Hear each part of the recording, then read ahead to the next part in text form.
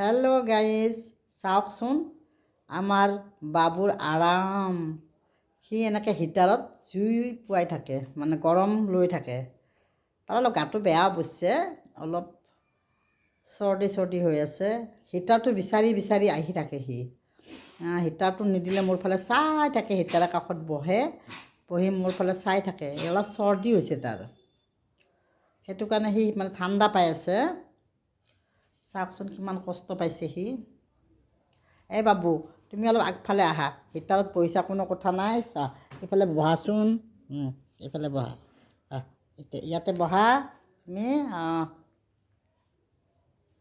হিটাৰত আহে সি, ইমান ঠাণ্ডা পায় তাৰমানে, বহুত ঠাণ্ডা পাইছে।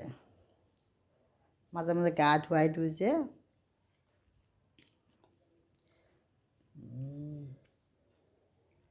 গোটেইকেইটা এনেকৈ বহি থাকে।